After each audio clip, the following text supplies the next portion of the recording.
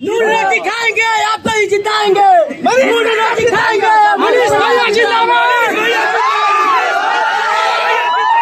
मनीष भैया जिंदाबाद। नमस्कार दोस्तों, कैसे हैं आप सब। आशा करता हूं आप सब अच्छे होंगे और स्वस्थ भी होंगे। आइए मैं सीधी सी मुद्दे की बात करता हूं कि मनीष कश्यप ने क्या जनता के साथ धोखा किया है या नहीं किया है। सबसे पहली बात मैं बता दूं कि जब जेल से मनीष कश्यप ने बाहर निकले थे तो उन्होंने बहुत कोशिश किया था। हालांकि उस समय भी बीजेपी का गुणगान कर रहे थे, कभी उनका विरोध नहीं किया डायरेक्टली रूप से जिस तरह से अन्य पार्टियों को करते थे।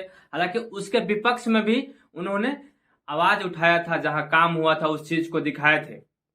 लेकिन बात आती है कि सीधी सी टारगेट नहीं करते थे और मन ही मन कोशिश उनका रहा था कि जब मैं बीजेपी से चुनाव लड़ूंगा।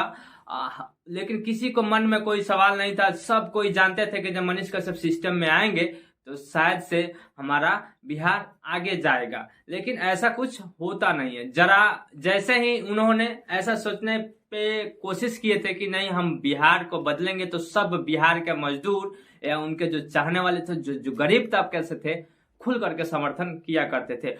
लेकिन उस समय भी क्लियर ये नहीं था कि मनीष कश्यप विधानसभा का चुनाव लड़ेंगे कि लोकसभा का चुनाव लड़ेंगे। लेकिन सब किसी के मन में था कि मनीष कश्यप को सीएम बनाएंगे। हालांकि बहुत ऐसे वीडियो था और लोगों का मन में था, सब कोई जानता हो लोकसभा का चुनाव क्या होता है नहीं होता है, आम लोग।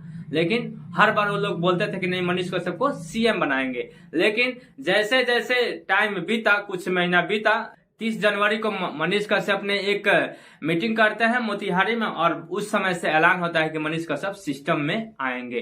हालांकि उसके बाद में तमाम तरह की बात हुई और उसके बाद से होता कुछ ऐसा है कि जो उन्होंने डायरेक्ट फैसला करते हैं कि नहीं हम लोकसभा का चुनाव लड़ेंगे।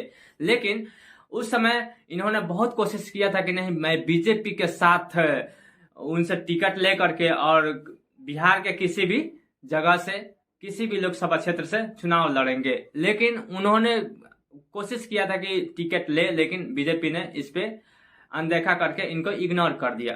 तब से इन्होंने कोशिश किया कि नहीं हम अब चुनाव तो लड़ेंगे लेकिन निर्दलीय लड़ेंगे और कहां से लड़ेंगे ये भी ऐलान कर दिया था कि बेतिया से लोकसभा क्षेत्र से लड़ने वाले थे।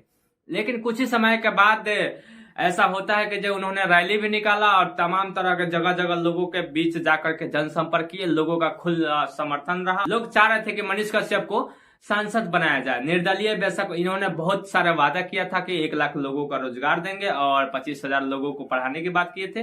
तमाम तरह के वादे किए थे, स्टाम्प पेपर पर लिख करके उन्होंने कहा था कि जब हम इस चीज का एनालाइज करेंगे और ऐसा नहीं कर पाते हैं अपने कार्यकाल में तो उन्होंने ये भी बोला था कि जब हम अपनी सारी सैलरी वापस कर देंगे।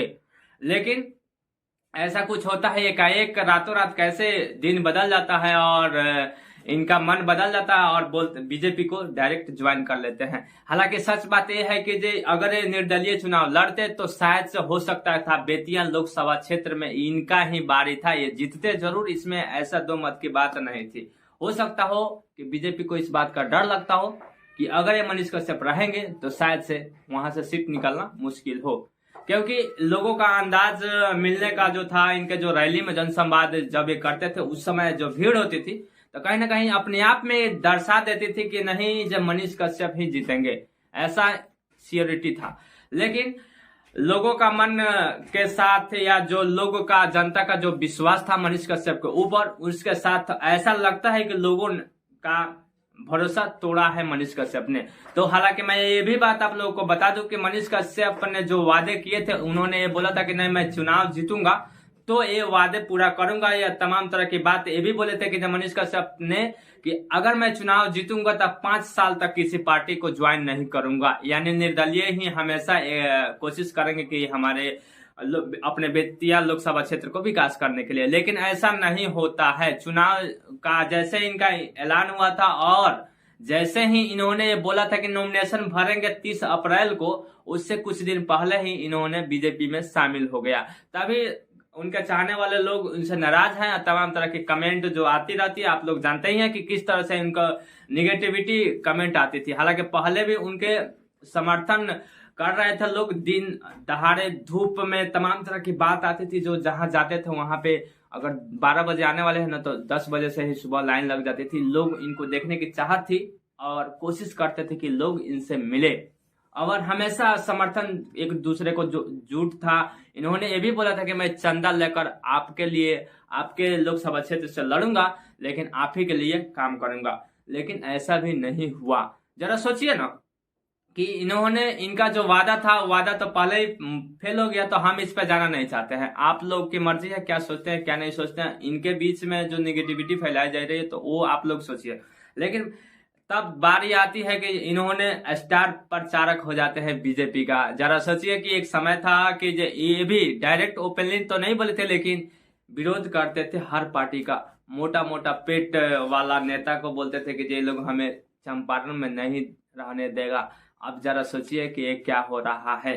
और मैं ये कहना चाहूंगा कि आप लोग कोशिश कीजिए कि अगर मनीष कश्यप गलत है तो अगर ये सही करना चाहते हैं, टाइम मांगे हैं आप लोगों से, तो कोशिश कीजिए कि इनको टाइम दे। और ये फिर वो अपने वादे को कंप्लीट नहीं कर पाते हैं तो शायद से फिर आप लोग नाराज होइएगा।